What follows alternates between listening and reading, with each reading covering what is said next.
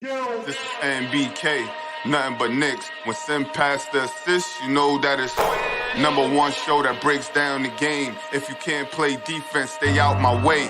Dribble the ball, come down the lane. 5 seconds on the shot clock, who gon' win us the game? You wanna hear Nick updates and trade rumors? Post-game reviews, this the place to tune in. So tell a friend just to keep the ball moving. Like the page if you feeling the movement. Every game we coming to win. Give us a sub like a player that came off the bench. This is NBK, nothing but Knicks.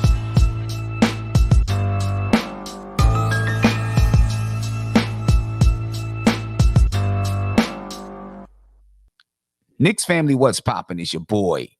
Ladies and gentlemen, what a game by the New York Knicks and the Charlotte Hornets. The New York Knicks pulled it out to defeat the Charlotte Hornets. What was the score?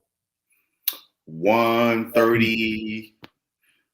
What was it? 135? 134 to 131. 134 to 131, ladies and gentlemen. The New York Knicks defeat the Charlotte Hornets in overtime. And Tony Crow was popping with you, my brother. It was an exciting one. It was a stressful one, without a doubt. You know what I mean? You know, I don't even smoke cigarettes. I felt like going out. You know what I mean? Yeah, before we get into anything, man, just thoughts on the game, Josh. Thoughts on the game, man. Good evening, fellas. I mean, yeah, this is most certainly a high-scoring game. Offensively, we looked really good early on, moving the basketball, scored 69 points in the first half, another almost 70-point first half, which is really big. But down the stretch, like I mentioned in the pregame, Jalen Brunson having that point guard out there to kind of settle things down. You can see him every time we got a rebound, a defensive rebound, or inbound, settling things down. And knock down some big shots for us in fourth quarter and in overtime. So just a tremendous game, for us to pull out. Some things we got to work on, but tremendous game nonetheless. Yeah, Tony. That's what we brought him here for. No doubt. That's the difference right there. We don't win that game last year. Oh yeah, you know what I mean. And kudos to everybody because everybody had their moments down the stretch. You know, whether it was a defensive play, whether it was a big rebound, Randall, you know what I mean, whether it was Brunson get into the rim or just going back and forth with DSJ. Shout out to DSJ too, you know what I mean? But to get humbled and revitalize yourself, you know what I mean? Salute to him. That's what I like to see. Yeah, no doubt. DSJ mixed with the big block too. Mitch had a huge block in overtime. Huge block. That was a huge block in overtime. Yeah, and after the mistake, Cam had the turnover, then had the steal. Mitch Robinson had the goaltend, but then had the big block. You know what I mean? So great to see. Everybody's contributing. You know what I'm saying? Everyone's contributing. You know, when we were really moving down the stretch, I was getting a little bit nervous that the old, we don't have a closer thing was gonna his head was gonna show, and we were gonna come on here and talk about, see, this is, Brunson is great, but we don't have a closer. But you know what? Brunson was a closer. He closed, and then Randall, after missing some layups, closed with a big layup. You know what I mean? And everybody contributed in closing, even down the last few seconds of the game when they fouled. You know what I mean? And RJ kept the ball. You heard Clyde say, why did RJ keep the ball? You know what I mean? But he knocked down both free throws. Hey, Sim, that's why he kept the ball. I promise you, because he could have gave that to Brunson easily. He held on to it because he wanted to make those free throws. Like, he wanted to prove, you know what I mean? This is what I worked on. At least that's the way I looked at it. Okay. Because he could have clearly gave Brunson the pass. He could have. I mean, he could have gave Brunson the pass. Clearly, he wanted to make those free throws. You know what I'm saying? Is it the right play? You can argue whether or not it's the right play. It worked tonight. He made the free throws. He is shooting 83% from the free throw line, though, so far this season, right? And, what can you say? That's good for his confidence to want to take it in that moment. That means when the next opportunity comes where it's not like they're gonna foul, right? but you get fouled and you in a pressure situation, that situation becomes easier because I made some clutch free throws wanting to do it before. Yeah. You know what I mean? And you know, when everybody has a chance to participate in closing out a game, participate in closing out a win, it just boosts the confidence of everybody. You know what I'm saying? Because you could celebrate something that everybody did. You know, Cam Reddish made some good defensive plays down the stretch. Obviously, Jalen Brunson made some big shots down the stretch. Julius Randle, you know, a couple of big rebounds, made a couple of big shots down the stretch. You know, RJ Barrett, some big shots down the stretch, made those 2 free throws down the stretch. Mitch with a big block down the stretch. Everybody that was on the floor down the stretch contributed to getting this win. And big on the defense. I mean, I don't know how many he had, but he had some big defensive rebounds as well. Shout out to the Queen. Yeah, no doubt about it. Let me see. You know, obviously, I'm not in the studio right now. So let me see if I can get the phone call through. All right. And let me know if you guys can hear it and all that good stuff. And then, well, looks like they hung up. So we'll see if they call back. And we'll try to get that phone call through in the meantime. Don't hang up, ladies and gentlemen. Keep the phone call on. We'll get to you. That's what I'm saying. Don't hang up. Let's see. Caller, you live. Tell me your name and where you're from, please.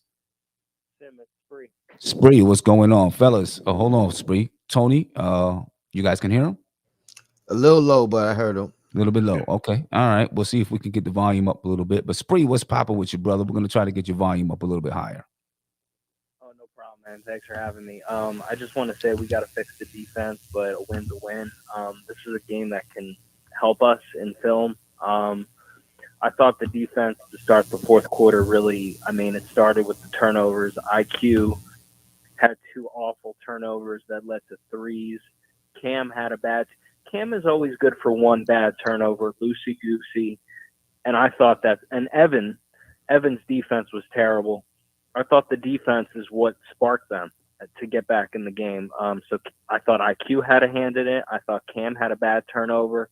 I thought Evan was playing bad defense, reaching. Couple things. Mitchell Robinson, when we were up 3-sim, I was shocked. I thought we had Oubre locked up where Mitch could just block it. Mitch, he hesitated. He could have just stayed up there and blocked the shot. Instead, he moved a step back and let Oubre make that bucket to make it a 1-point game. Were you shocked watching that? It is. I'll just say this. Brunson's the Michael Jordan of this team. I want the ball in his hands. I like that Brunson also had the one possession where they were face guarding him, and he said, "No, Randall, you go drive to the bucket." That one play where Julius was going to defer to Brunson, and Brunson said, "Look, Randall, you go. This is your turn. Calm down. You're Julius Randall. Use your size and get the bucket." So they're starting to work together. I didn't want Sam. I'm an honest person. I'll always be honest with you. I did not want RJ Barrett to shoot free throws at the end of the game. I'm just being honest. In real time, before I honestly had thoughts about taking him out of the game, but he made him. So I got to give him credit. But RJ Barrett was missing layups. He was missing threes. I know he finished 9 for 21, and it looks okay because I don't know how he ended up with 22 points. That's incredible. But RJ Barrett's driving me nuts. I mean, with some of these missed layups, I'm happy that he made the free throws at the end of the game because hopefully that can get his mind right. But it's a good win, Sim. You know this as a coach. It's never going to be perfect, but it's a good win. We got a lot of work to do. Yeah, it's a good win. No doubt about it. Spree, I appreciate your time. All right. Well, have a good one. All right. Is my mic back? Yeah, you good. Okay. All right. Good. It must have been because I was adjusting the volume and all that kind of stuff. Let me get up here. This is obviously NBA.com's website, and we'll take a look at the box score for the night, ladies and gentlemen, because, balanced scoring all the way around, 27 points, 13 assists, 7 rebounds for Jalen Brunson.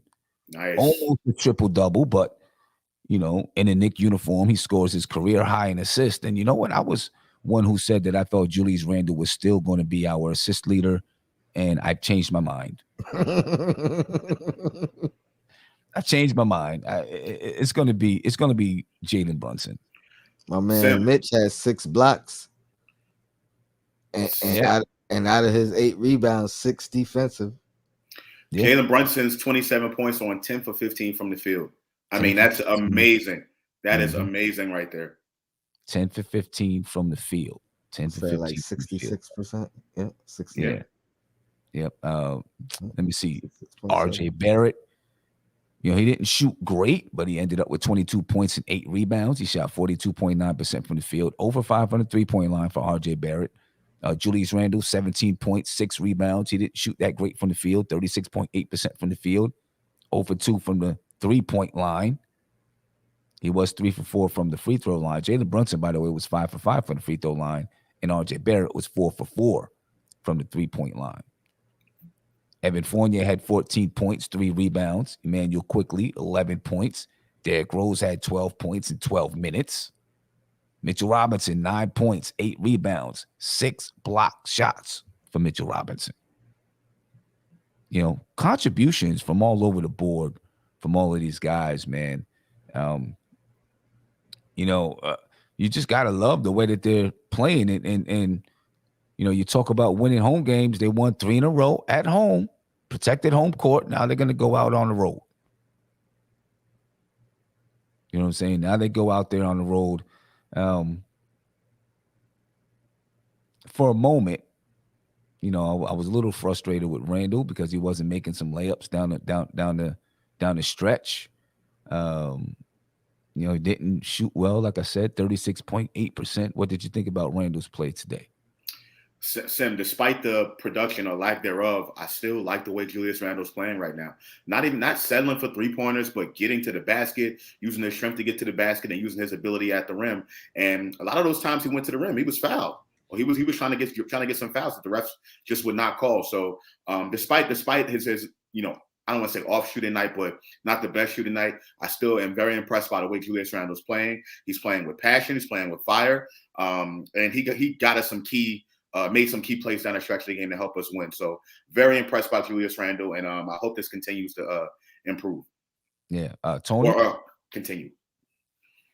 Well, continue and improve. Yeah. Both of them. And I think it will for both. I think it's going to continue and it's going to improve. He doesn't, like, again, another reason why we would have lost this last year, because it would have been too much on Randle's shoulders. Yeah, you know what I mean? Like, I don't think he kind of really forced too much today. He just missed, but he made them when it counted. You know what I mean? He made them down the stretch. So he had a couple of big baskets that, you know, we may not win this game without those.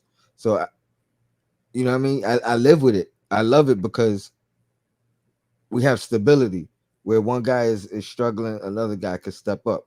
Brunson might not have to perform like this in another game if RJ is shooting better or Randle is shooting better. You know what I mean? And we've seen that too already. So I think it's great. Right. Again, ladies and gentlemen, the Knicks win 134-131.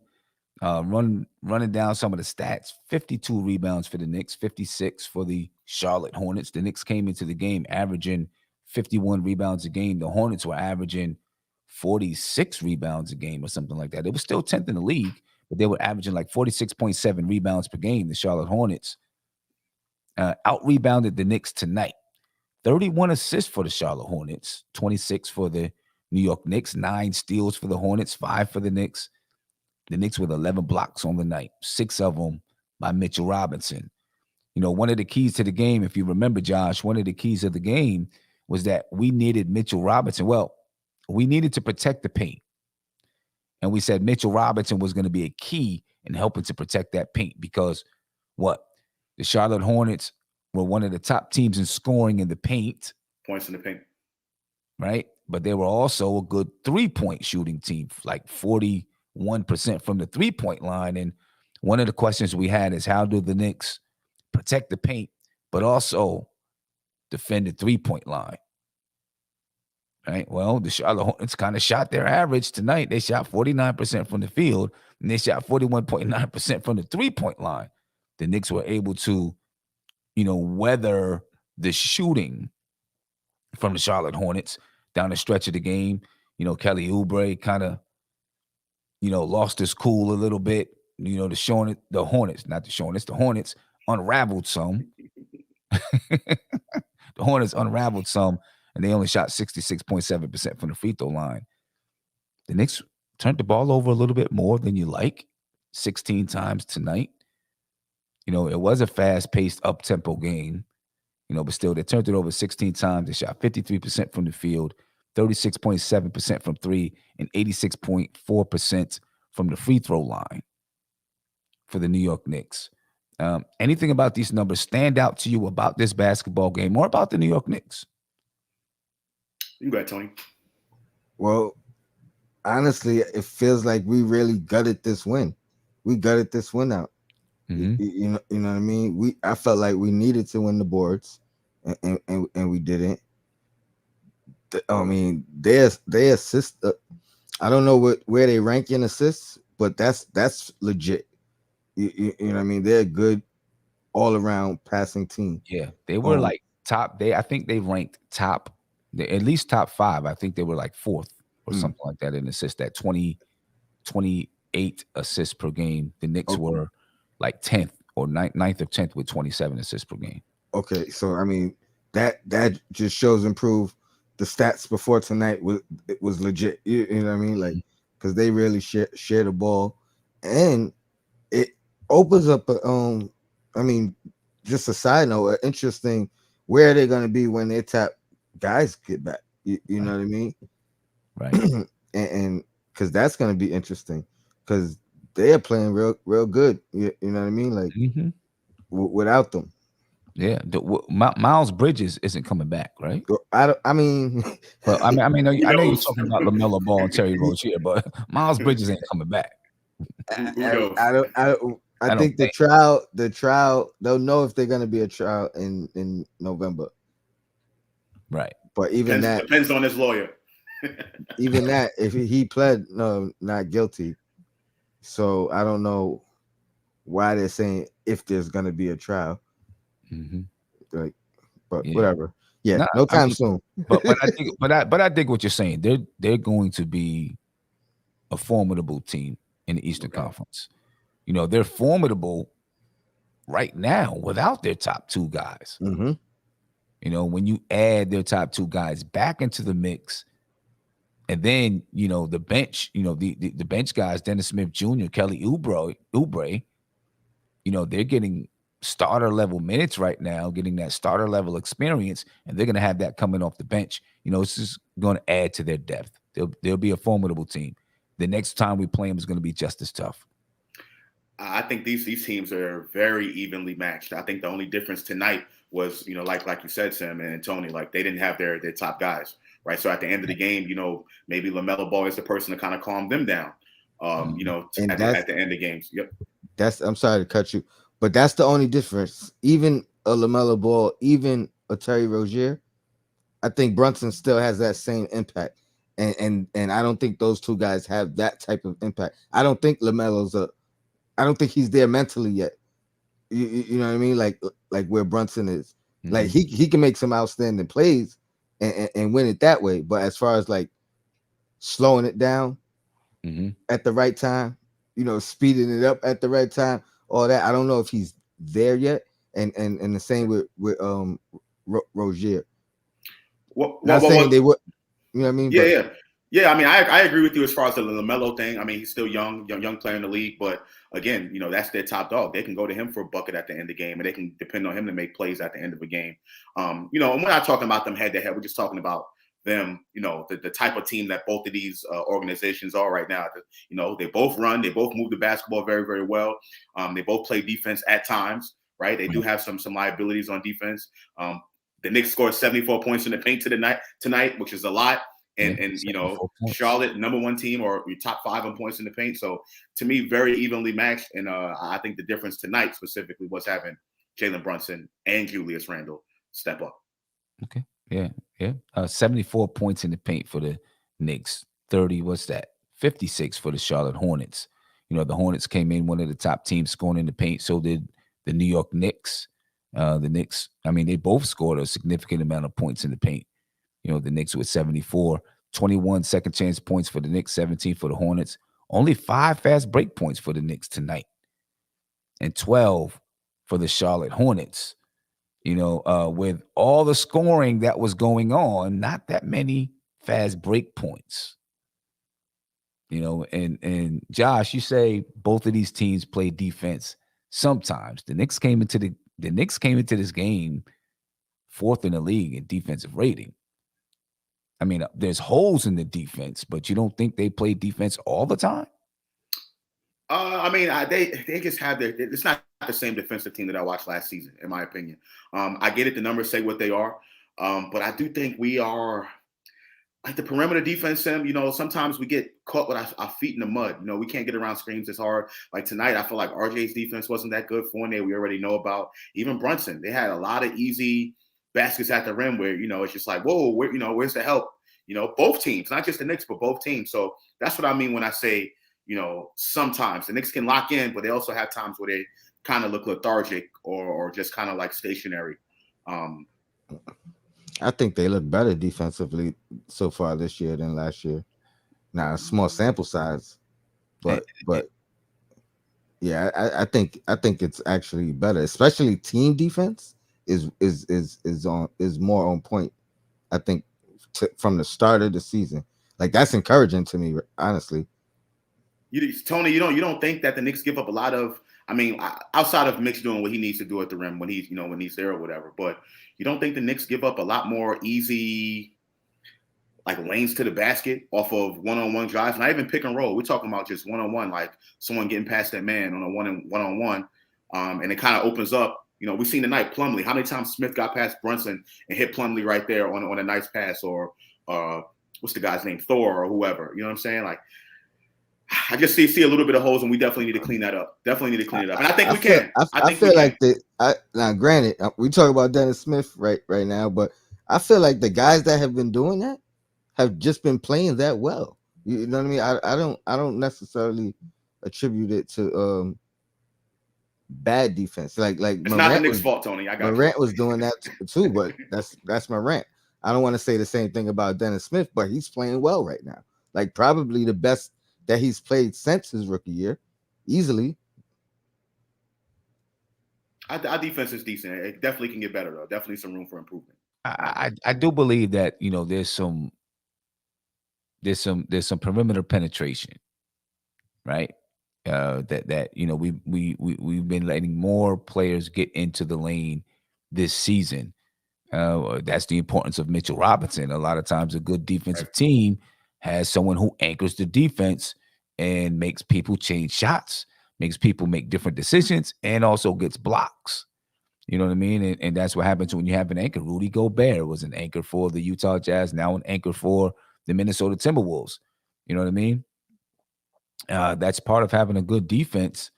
There's holes, no doubt. But also, when you're playing a team like the Hornets, the way that they move the basketball, just the same way the Knicks move the basketball, there's going to be some holes in your defense. I mean, in my opinion, a really good offense beats a really good defense every time. You know what I mean? Because at some point, there's going to be some fallacy in your defense that gets exploited. Charlotte Hornets did a good job of that tonight. I think the Knicks did a good job against the Hornets too. And then, of course, both teams are playing a little bit faster tempo tonight. I mean, before overtime, they were at what? 120 points, 120 something points before overtime, right? Or something like that, But I do believe that there's some things that need to be cleaned up, and hopefully they will get cleaned up. What did you think about the way Reddish played in crunch time? And then I'll get to some of the box scores for the Charlotte Hornets. But the way Reddish played in crunch time, how'd you feel about that? So, and I mentioned this to you and before we even came on, Sam. I know Evergreen, with me and him, were talking about it on the post-game show and at Legends and everything like that. I do think Tom Thibodeau is considering playing more minutes for Reddish in that spot, and a lot of times during the clutch moments of the game, instead of Fournier. I think Cam Reddish can really add something to this team from a defensive standpoint that I think can definitely help us. Some of those mishaps that we've had defensively, I think Cam Reddish can definitely help and contribute in that aspect.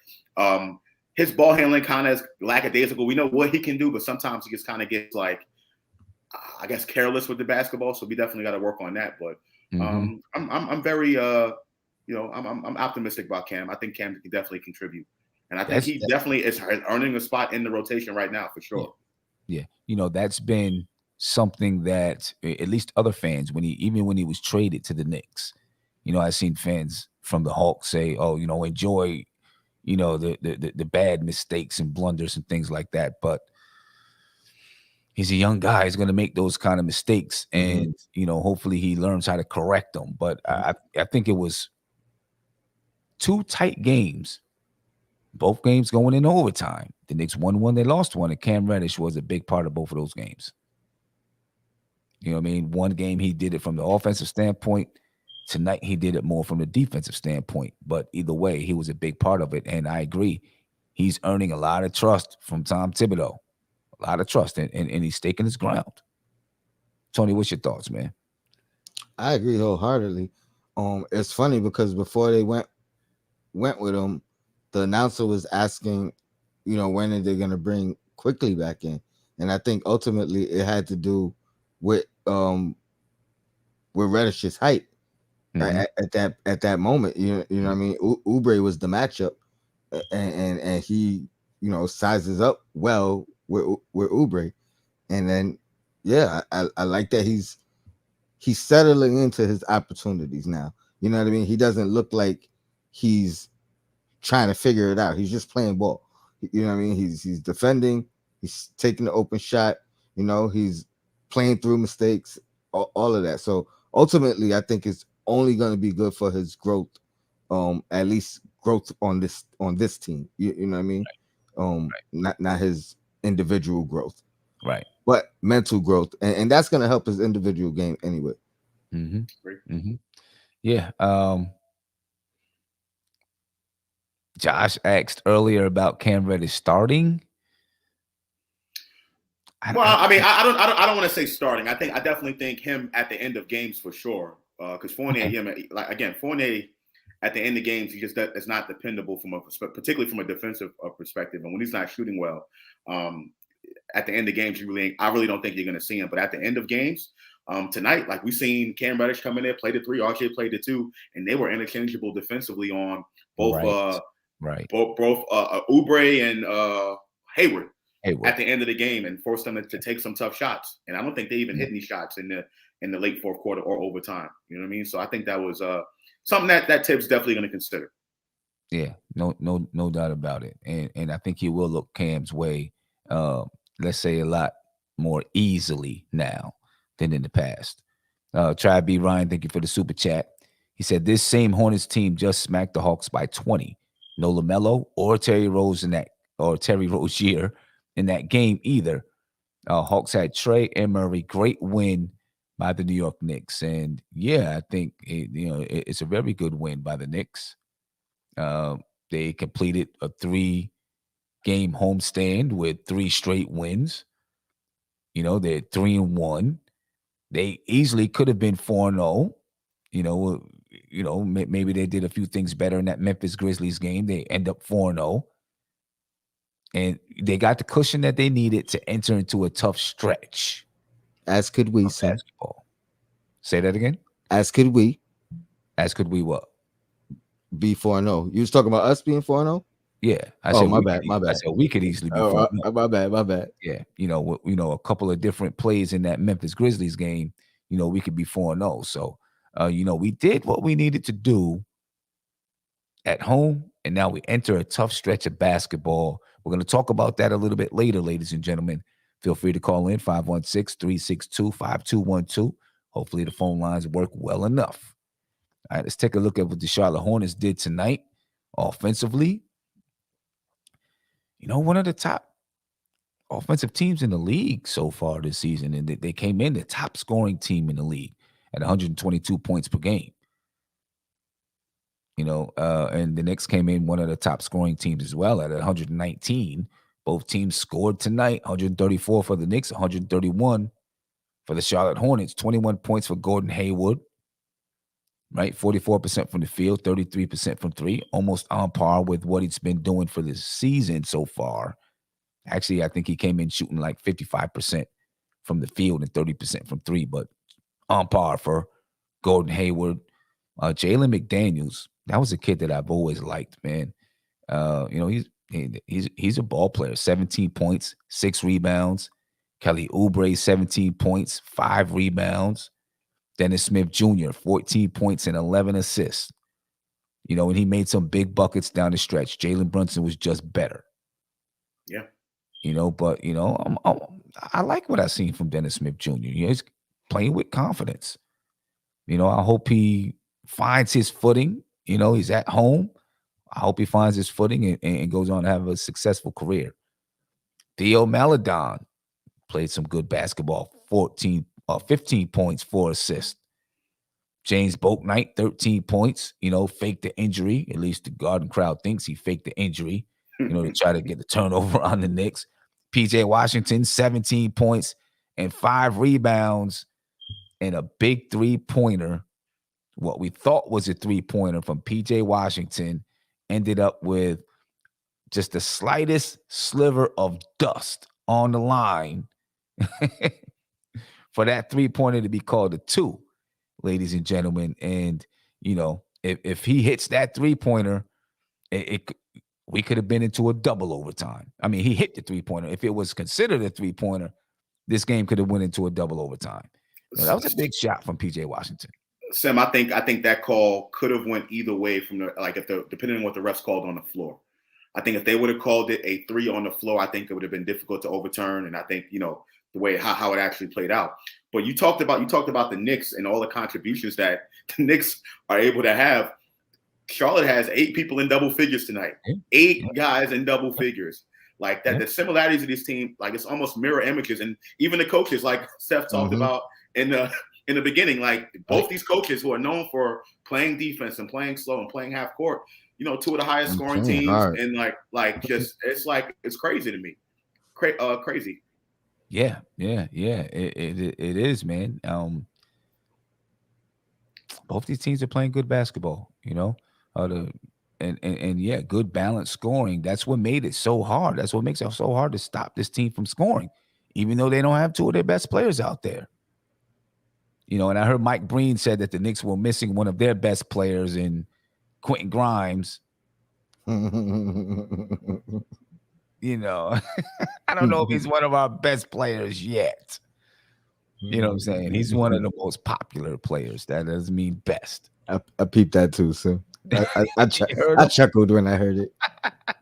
Yeah. Sam, you mind if I highlight this comment real quick, if you don't mind? Yeah, go ahead. Okay, here it is. So AD, salute to my man AD. He said, I guess some people are coming around on Cam. So many of you didn't even have him in your rotation. I did. I definitely didn't.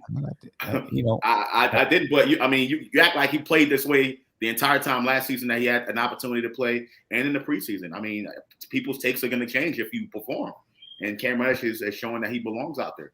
Yeah, I didn't have him in my rotation, and not because I didn't think he could play basketball, because I felt like Tom Thibodeau had his guys already, and that it was going to be hard, or you would need an injury for Cam Reddish to get into the rotation and then prove he belongs in the rotation. Which is what's happening right now with Grimes. Which is what's happening. If Quentin Grimes was not injured, would Cam Reddish even be given a shot? You know what I'm saying? I don't know. I don't know if he would be given a shot if Grimes was not injured. Well, I did. But I was biased though. Grimes is injured and he's getting a shot and he's making the best of it. That's what you're supposed to do. Right. And you're supposed to he did say before the season started, my job is to make sure that I'm in your face. I'm making you know that I got to be out there on the floor. You know what I'm saying? And he's doing it right now. Still, I'm not sure. And it's not about Cam. It's really about Tom Thibodeau. And when Thibodeau has his guys, he rocks with them. And I don't know if he would have got a shot if Grimes was not hurt. Or if he did get a shot, let's put it like this. His minutes would have been limited, I think. You know what I'm saying? So it would have been tougher for him to have 22 points in the first game because he would have probably been playing behind Grimes. Maybe he would have got some minutes, You know, in those maybe 5 to 10 minutes that he got, would he been able to get hot? You know, who knows? But he may not have been able to allowed to play through mistakes. yeah, exactly. Like which he's getting that opportunity now. I think that's the biggest thing right now for him. He's doing things, he's affecting the game enough to where he can make a mistake and not get pulled. He can miss a shot and not get pulled. You know what I mean? Like, because I ain't gonna lie, every time he have a turnover or make a bad play, I be looking like, is he gonna get pulled? You know what I mean? And it seemed like the very next play he somehow redeems himself, whether it's a offensive basket or defensive stop. You know what I mean? And it's all effort. So that's the great sign about it. Right. Do you think Tom Thibodeau is being a little more lenient with his players and not, you know, making them watch over their shoulder and it's like, okay, I'm gonna let them play through a couple of mistakes? Overall, I mean, I think he is, but I think it is all merit based, because if you notice, I mean, granted, Fournier hasn't really had that breakout game this season, but he's getting pulled. You know what I mean? So I think it's all merit based. You know what I mean? Cam has made some good defensive effort plays, which is giving him his opportunity right now to stay on the floor and play through mistakes. We've seen Quickly still get to play through. I mean, Quickly's been playing through mistakes for a while now. You know what I mean? But yeah, I think it's all merit based. I don't think it's just like Tibbs opening up. I think it's really based off of him seeing the other side of it as well. Okay. I think a part of it, I'm partially agree with Tony. I think part of it is merit based, but I also think the other part of it is how the lineups just look on the floor and in certain game situations, right? Evan Fournier is a liability in the fourth quarter. I just think he is, particularly in tight games. So I think, it really has nothing to do with merit. I just, for that specific scenario, but more of the fact that Cam Reddish is much better in those type of situations than Fournier is, because he's not a liability. So I think the way the lineups work together and the situations in the game also are a part of it. But I do think a part of it is Cam Reddish is earning that, and that's where the merit comes in for him in particular. Mm-hmm. So okay. I mean, I feel like, Tom Thibodeau is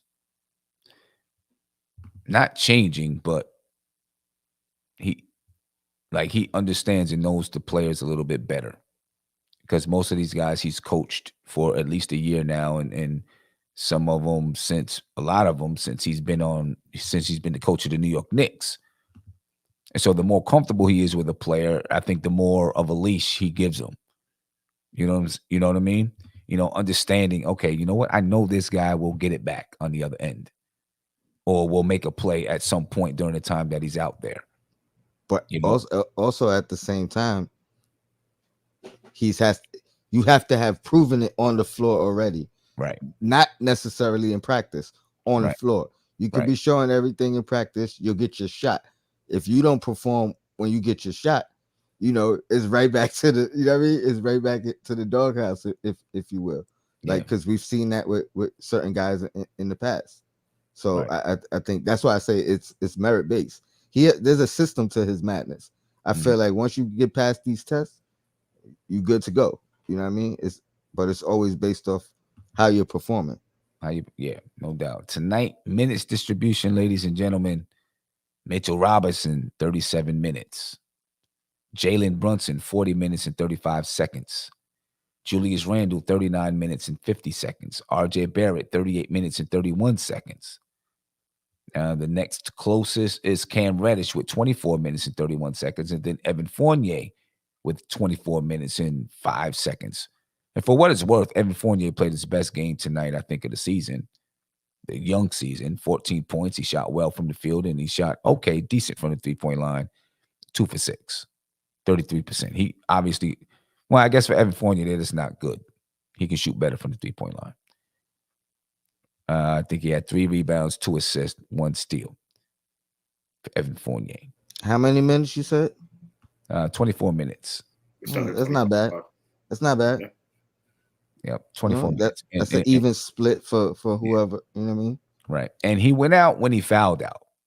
So who knows what Tom Thibodeau would have done down the stretch of the basketball game if he didn't foul out. You know what I mean? If he was giving up shots, I'm sure he would have substituted in Cam Reddish, you know, if he was giving up lanes to the basket and all that kind of stuff. 13 minutes for Obi Toppin, 12 minutes and 25 seconds for Derrick Rose. I want to talk about those minutes right there in particular for both of those players. Right. For Obi Toppin, you know, coming into the season, everybody, you know, we all talked about Julius Randle's, his minutes are probably going to, you know, we thought, you know, maybe his minutes go down to about 30 and Obi's, you know, is about 18. Hasn't been like that at all. A lot of it is due to the way that Julius Randle is playing the basketball game. I don't know. What do you think, Tony, with these minutes distribution for Obi? Are you? I mean, I'm okay. For Obi, I think it's not only how Randle's playing, but also the game, how tight the situation is. You know what I mean? Like, if the game is tight, Tibbs obviously is going with Randle, a guy he trusts more in that situation. But that doesn't mean I don't see a point where if Randle's off and Obi's on, that he doesn't get a shot. Or obviously, you know, if the bench is producing, because honestly, the starters have been playing a lot better than the bench so far, right? So that's another. I think that's another part of it. Like, the starters got to finish games now. You know, we haven't really had that moment where, I think one game we had the moment where the bench could end the game because of the score, but that's what it's based on too. You know what I mean? It's how tight the game is. In a tight game, he's not going to get those extra minutes. He's not going to get those extra opportunities unless it's a necessity, foul trouble, that off, or you know what I mean, something of that nature. And at the same time, he kind of has to be his A game, you know what I mean, in the midst of that for those opportunities to exceed right a regular situation. I mean, I thought he was playing okay. He was playing good basketball tonight while he was out there. 9 points, 3 rebounds, 2 assists. He was 50% from the field and 75% from the 3-point line. Those are the type numbers I'm talking about. But I mean, he made the most of his 13 minutes. Absolutely, and that's what you got to do. Right. I absolutely think Obi should have played a little bit more tonight, and I get what you're saying about the close game, Tony. Obviously, in the close game, I mean, if Randle's on, and particularly doing some of the things that he's been doing in this regular season, getting to the basket, drawing fouls, he's going to be out there. But I think Randle played the entire third quarter. I think there was some minutes there for Obi to get. And the game, you know, the Charlotte was trying to make a little comeback. I think it was within 10 or something like that.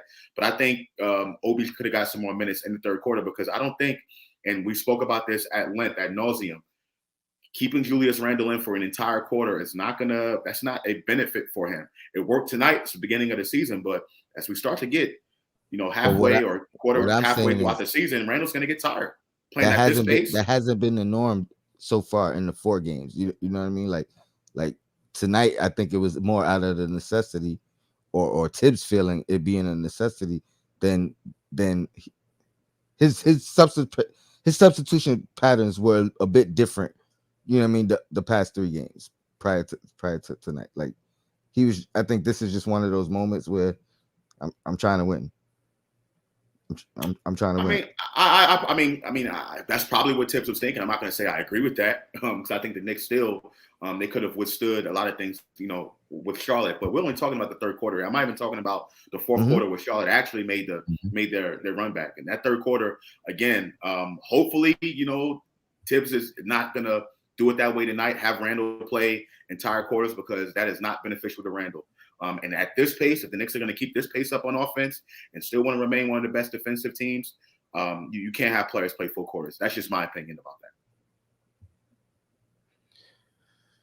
that. Yeah, I mean, I think it boils down to that Tibbs is going to play who he trusts in certain situations, and this is an indication to me that he does not trust Obi yet. But I don't know if it's Obi exclusive. You know what I mean? Right. I think it's more of like the second unit collectively. Okay. You know what I mean? Because if the second unit, if Obi's playing well, but the second unit collectively isn't playing as well, are you going to do the mass substitution and not bring Randall in and keep Obi in? Because you know what I mean? Because he's playing well. Well, you're going to stagger the rotations anyway, Tony. I mean, typically there's going to be a layover period from one unit to the other. It's not going to be a mass substitution unless one unit is playing absolute dog mess. You know what I'm saying? It's going to be some type of layover, and I feel like within that layover, you can have the lineups be a little bit mixed a bit. That's what Tibbs has been doing, like you said. Yeah. I agree. That's why I say it was just tonight. Yeah, but I think I would if I see, okay, Obi's playing well, he's shooting well from the field, he's doing well defensively, and I feel like I can have a chance to give Randall a little bit of a rest so he can be ready, come a little bit later. Because, I do that with players that I'm bringing off the bench anyway. Sometimes I have players who are just as good as starters, and, I don't have a second thought in leaving them out there for a long time. I mean, I've had times where I forgot all about the starter because the guy, the bench player was playing very good basketball, and I didn't want to bring him out the game. But I would at least say, let me see how he looks with these guys. Let me see if he continues to play well. You know what I mean? Because maybe I can buy some more minutes for Randall, and you start to get the feel of when maybe this guy is starting to reach that level that he's going to start to give you diminishing returns, and you say, okay, let me get him out and get Randall back in the game. Because Obi, I don't know what he did in the second half. It might, when looking at the entire game. So let me break that down and see what he was looking like in the second half. But it might have been him trying to keep Randall and Brunson together too, because I think Brunson played the same length in the whole third quarter as well. So it may have been that too, just trying to keep them. You know what I mean?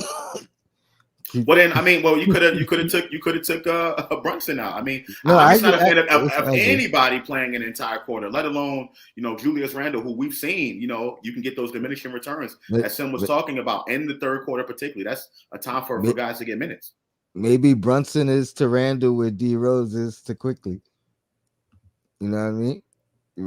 Maybe he just kind of settles him down and equalizes. I mean, in the third quarter, Brunson played 10 minutes and 33 seconds. Mitchell Robinson, 8 minutes. Julius Randle, 12 minutes.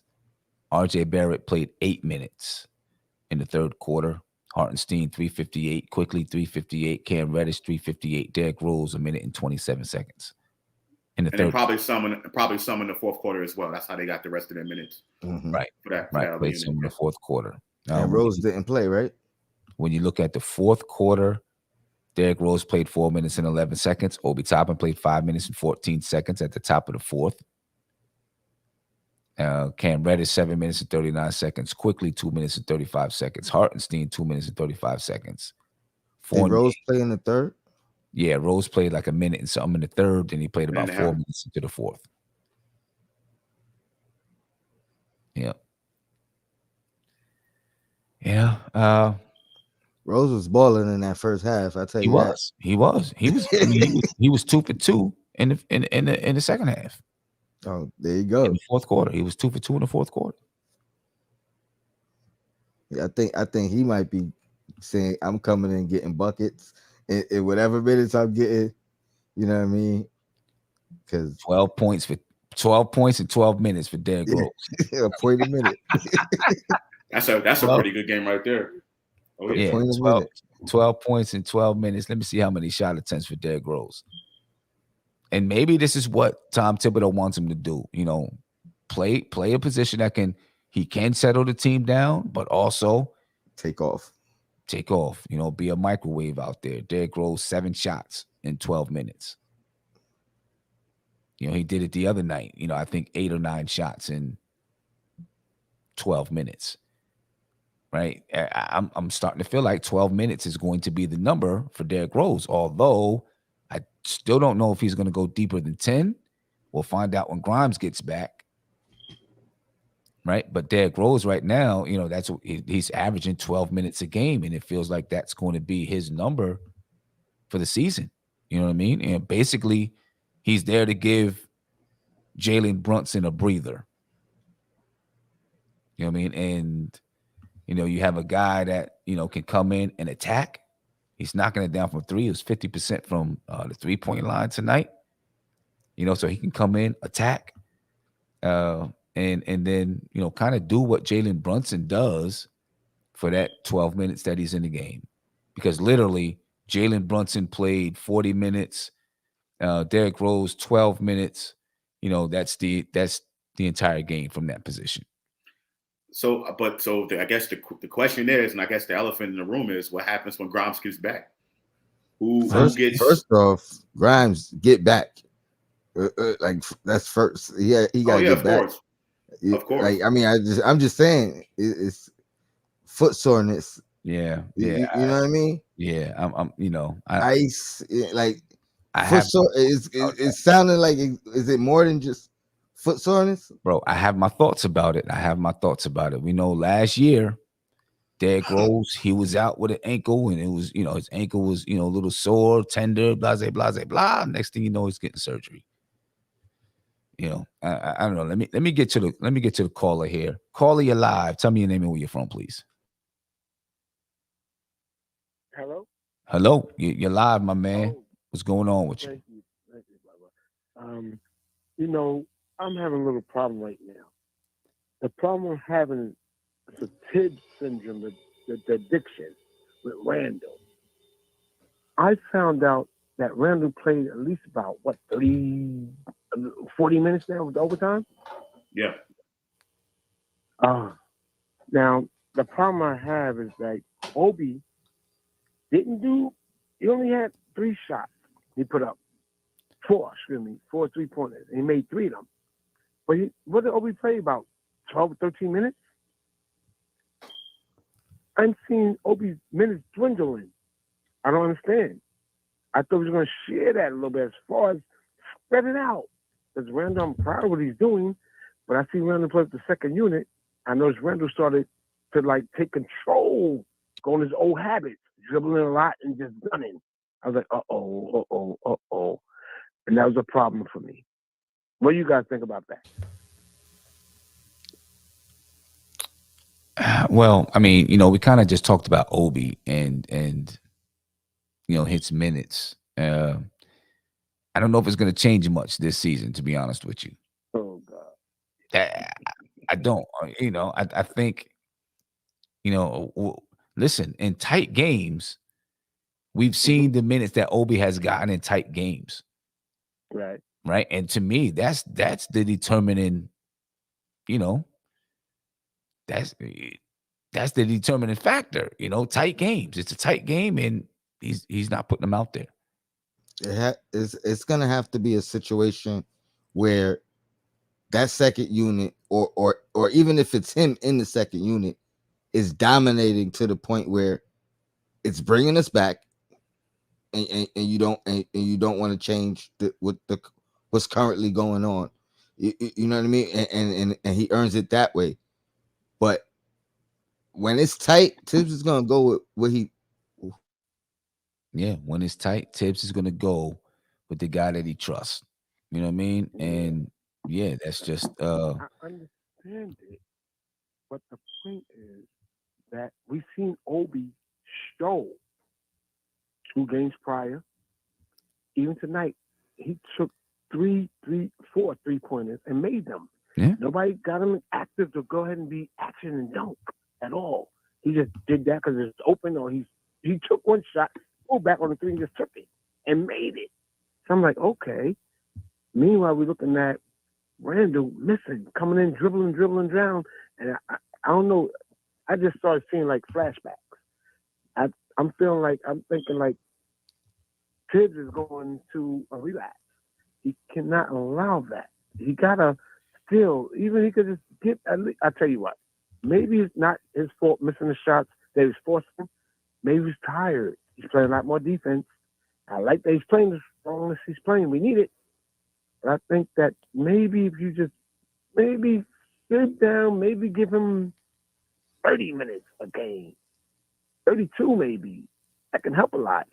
Obi can really help. Obi's a high energetic player, and he can score and he can do other things as well and give Randall a break. If you put Randall in a position where he's starting to play 44 minutes, he started to just lose control. He started dribbling. And I seen him, he didn't lose the ball with his dribble, but he came down to shots that I seen him do last year that shouldn't be taking. He just stopped passing, but the second year at all, he thought, I'm an all-star. It's me. I watched quickly give him the ball. I was like, oh, God. He's just shooting now, missing. We can't allow that. We got to catch it fast. Or Tibbs we're gonna have a problem because I agree that's a good team we played, but they didn't have three best players.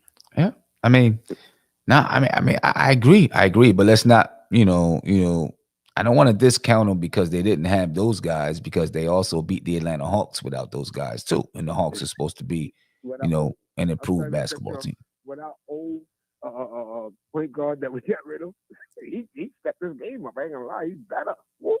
Yeah. He's better. He's definitely better.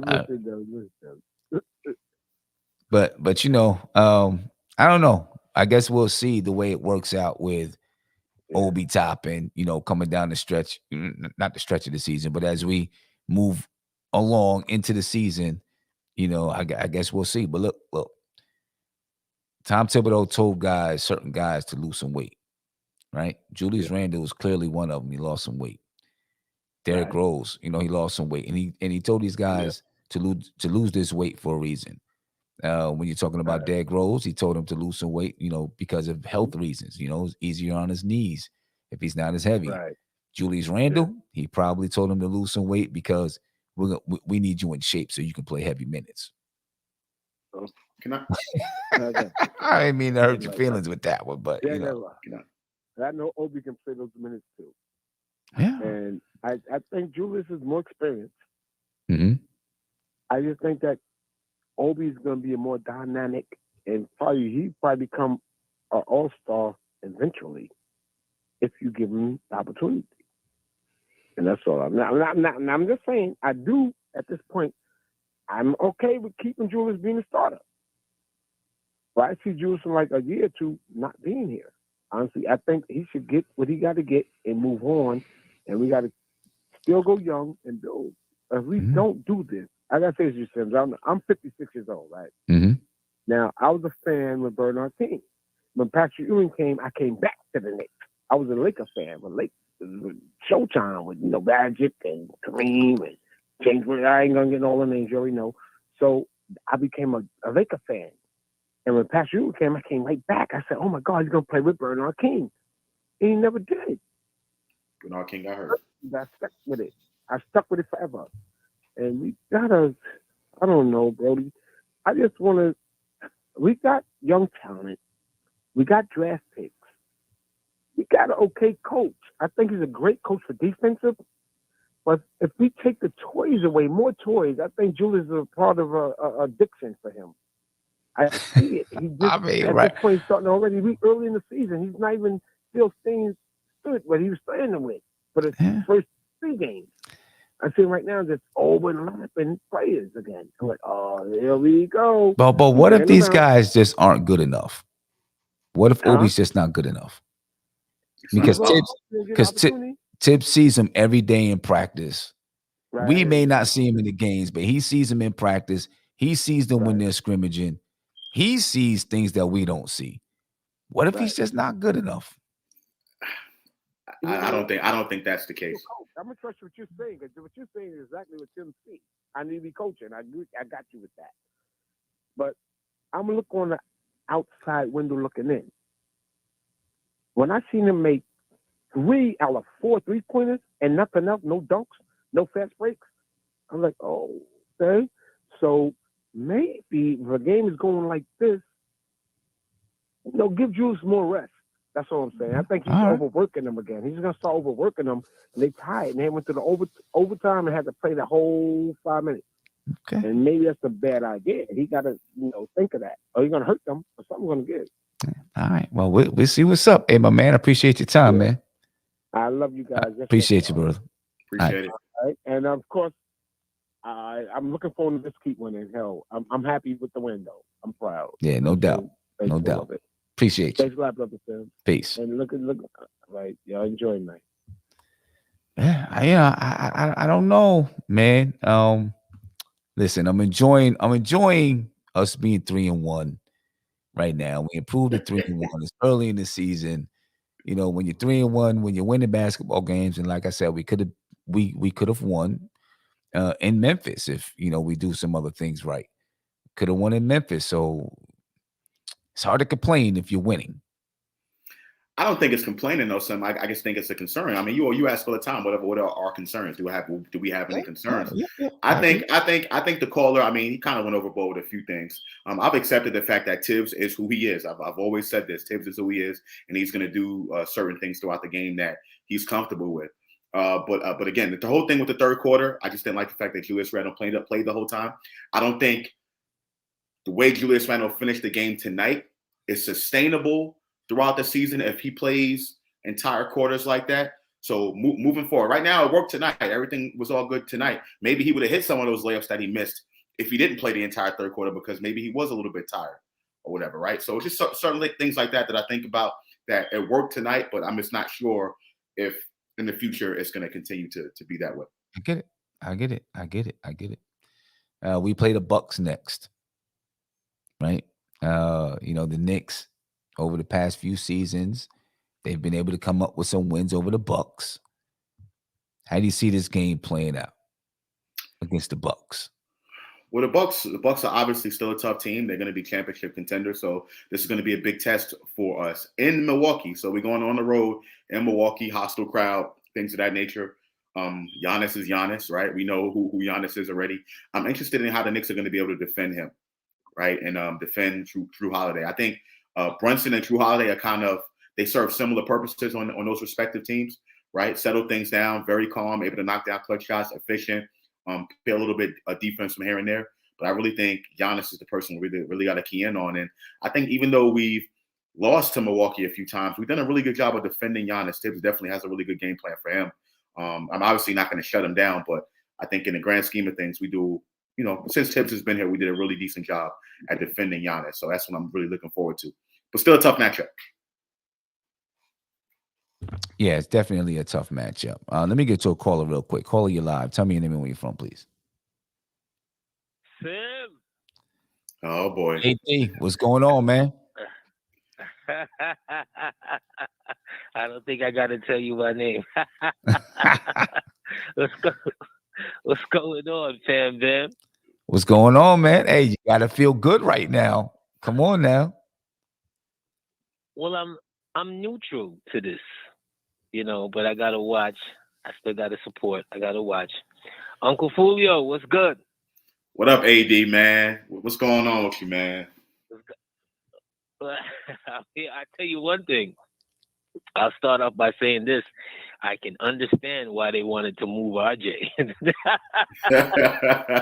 Man. Oh, man. Understand. My man looked like he eat too much beef patty and cocoa bread for real. Yeah, Lord, I'm like, RJ, no, my guy, no. But you know what? 3-1 is 3-1. Yes, and, sir. The one thing that I have to give them, and anybody, who's watching basketball have to give them, is that Brunson has just walked in and he's just taken the team. Mm-hmm. If there was a doubt as far as who's running this show, it's that guy. It's totally that guy. So, maybe they got it right as far as with the point guard. Definitely that he looks like what they paid for. Yeah, there's no doubt about it. He definitely looks like what they paid for, man. And you see him, he gets the ball and he hold his hands out. He'll hold his hand out. Like, calm down, I got it, relax. You know what I mean? And then proceed to make a big play. That play when he passed it to RJ. RJ almost lost the ball out of bounds. You know what I mean? I was over here stressing. He throws it back in. I didn't even know if he threw it back in bounds. You know what I'm saying? But Brunson catches it. Told everybody to settle down. Yep. Settle down. Pop, pop, pop. Pulls the three. Bang. Yeah. You mentioned something about Obi and so forth, and maybe he's not that good or he doesn't deserve it and whatever. But here's the thing, Sim. And you know that this was we were gonna get to this at some point in time. Mm-hmm. Why is he still here? You see, he's like that elephant in the room. You're never gonna get around it. If on Friday he plays 25 minutes and he scores, let's say 17 and grabs 6 or 7 rebounds, people are gonna be like, "See, I told you." Yeah. You see? And then if he goes back the following game and he plays 12 or 13 minutes again, it's a non-winning situation. And at some point, it's going to get ugly. Trying to tell you, Sam. So you don't think that Obi, you don't think Obi gives you anything positive off the bench? As far as change of pace, style of play. Oh, absolutely. Okay. But just like you said, as far as who says if Tom Thibodeau doesn't sees this or sees that and he's not able to do this or that, who's to say that Obi wants to only sees himself as a 7th, 8th man? He may not. What college player of the year, and now in his 3rd year, coming into the season is thinking of himself as a mere backup? Because that's what he is. That's what he is right now. That's what 12, 13 minutes a night says you are, a mere backup. That's what it says you are. Right. And if you don't hit your opportunities, you see, what if he missed those 3 threes? Did he have a bad game? No, he didn't have a bad game. He had a good game. But I don't think a player, just because a player has a good game, doesn't necessarily mean you're going to play more minutes just because you have a good game. Because your good game does have to impact the game. And I'm not a person that goes by plus minus a lot. Right? I don't believe in it a lot because to me, plus minus is based on the lineups that you're playing with. Right? But if you want to, we're talking about he had a good game. We're talking about Randall, and we're going through all of these things about reasons why he didn't play. Well, he also was a -3. Right? In the time that he was on the court. RJ Barrett +8, Randall +6, Robinson +8, Brunson +7, Fournier +4. Right? Guys that didn't play that many minutes. Hartenstein was a -7 tonight. I mean, he did have 8 points and 3 rebounds. Quickly a -5. Is that what we're gonna do? No, I'm just we're gonna go to the analytics. Huh? I'm just boiling it down to next. You're gonna go into the vault and pull out the I'm just saying. videos I mean, 2.5 years ago. I'm just saying maybe Tom Thibodeau felt when he was on the floor, Charlotte was going on runs, even though he was scoring. Cam Reddish was a +1, and he got almost double the amount of minutes as Kobe. I don't think that's what it is. I mean, listen, I'm not a person that even focuses on that. But you're asking, did he play a good game? Yeah, he played a good game. So why didn't he get more minutes? Maybe because this is something that Tom Thibodeau looked at. That's all I'm saying. I think Tibbs is a creature of habits, and that too. This is for the most part, this is what he did in Chicago.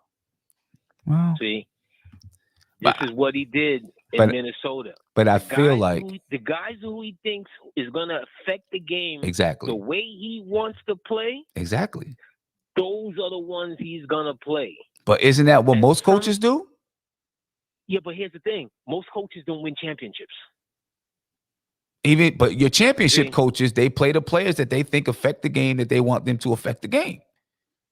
Yeah, right? But it's always only a selective few who's going to get there.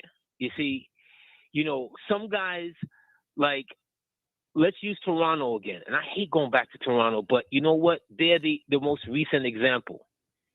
In a different time, that backcourt would have been the average height. Right. Lowry and Van Fleet would have been pretty much the average height.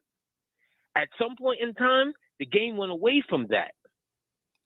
If you're not 6'4", 6'5", 6'6", 6'7", if you're not the Anthony Hardaway, if you're not going to be whatever, the game kind of went away for that. If you didn't have like a special kind of talent, or you was really could put the ball in the hole, you weren't going to be that starter for the bulk of the minutes. See what I'm saying? My overall point is, not because everybody else is doing it means that it's the right thing. All I'm saying with the Obi situation is that it's all, as long as he's here, it's always going to be a situation. I'm not gonna take up any more time. I'm glad the team won tonight. You fellas, have a good night. Appreciate you, my brother. Pleasure talking to you guys. Appreciate always, you. my brother. Appreciate you. You're a man, AD. My thing is, I think most coaches, any coach, if I'm a coach, I'm going to go out on my sword, the players that I trust and the players that I think help me win the basketball game, not who somebody else thinks. Because if I'm going to lose my job, at least I'm going to lose my job making my mistakes. I'm not going to lose them making your mistakes.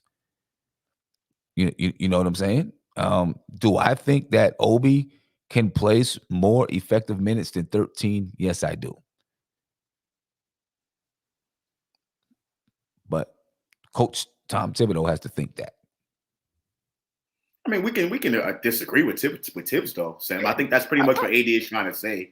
I mean, just because Tibbs does it. I mean, we all know Tibbs ain't changing, but I think it's okay to disagree with Tibbs. Right, but I believe that most coaches who are trying to win basketball games are going to play the players that they believe is going to help them win games.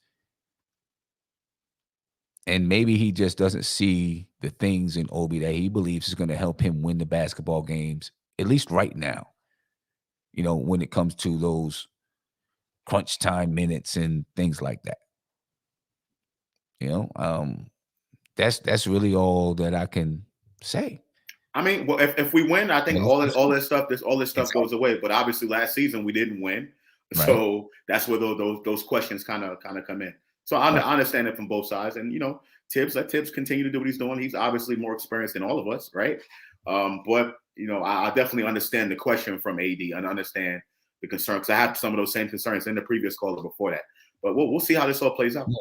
If it were me, if I were Obi Toppin, if I'm him, I wouldn't look and say, well, the coach isn't, the coach has his favorites, right? That's the way it always comes down to. I would look at myself like, okay, what do I have to do? How can I improve my game and build my game so that I can demand those kind of minutes? And I guess we'll see. The Knicks picked up his option, right? So, he's going to be with the Knicks for at least another year, and then we'll see what happens after that. Maybe he does feel like he needs to go someplace else to try to prove that he can be the guy. Because Julius Randle has a long contract with the Knicks. And if the Knicks have a winning team and winning season and play really, really well this year,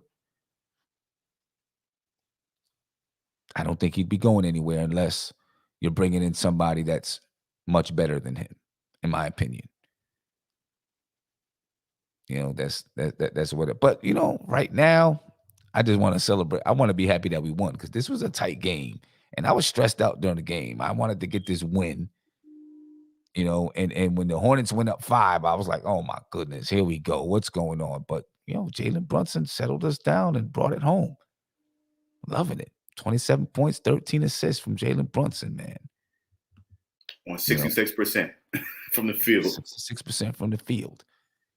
But getting back to the Milwaukee game, we started talking about it. Now we'll get back to that Milwaukee game.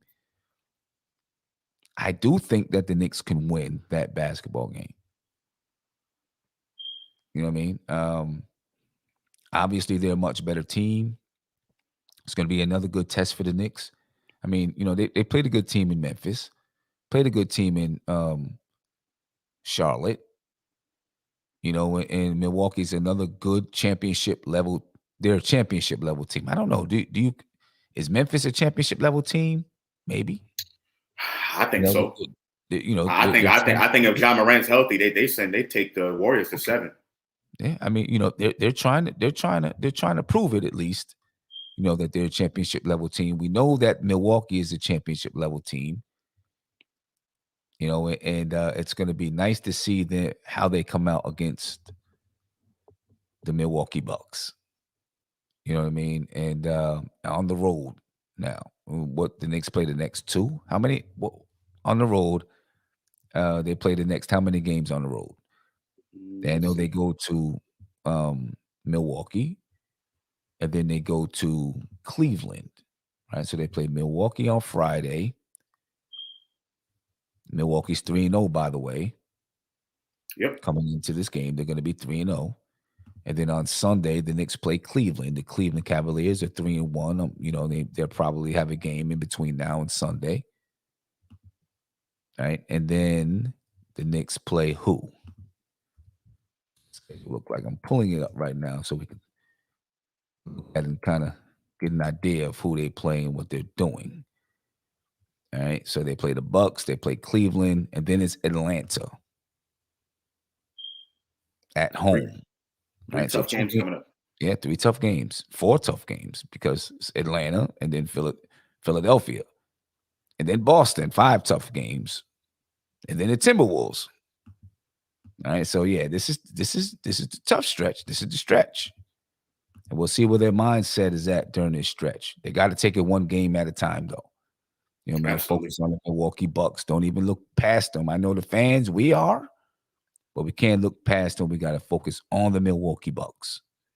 Yeah, Giannis is averaging 32 and 12 right now on 70% shooting. Kerry Cox said, "Our next 7 games is a horror show." Yeah, it's tough. It's tough, and we're gonna see what the Knicks are made of over these next 7 games. And shout out to Kerry Cox, man. If I didn't say it before, I'll say it now. Thank you for joining us at that home opener. It was nice to meet you in person, without a doubt. Sure. You know what I mean? I think that the Knicks play well against Milwaukee. I think Julius Randle normally plays well. He tries to step up to the challenge against a guy like Giannis. The Knicks have had good schemes against Giannis, though, in the past couple of years, the way that they defend him. And the thing that has hurt the Knicks when they did lose to Milwaukee, of course they lost games to them, but the things that have hurt the Knicks is not being able to keep up with them offensively. Defending the 3-point line, right?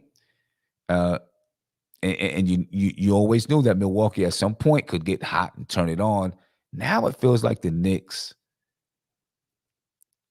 can maybe keep up with them offensively because they're playing a different style. Right. And how much do you think this style of basketball is going to sneak up on teams, which might allow the Knicks to grab some wins that we didn't think they would get because they're sneaking up on teams? What do how much do you think, at least for this season, that might sneak up on people? I do think so. I mean, I think my problem has always been the offense with the Knicks, right? We talk about what the Knicks could have done previous seasons, how many games they could have won. I think one of the biggest things that slowed them down was their offense, or lack thereof. This season, they seem to have that. They're moving the basketball, not committing as many turnovers. Everyone's touching it, and they're efficient, right? They're as efficient, when they're really efficient. So I think it definitely can sneak up on some teams like we've seen tonight. I think tonight's a perfect example of that.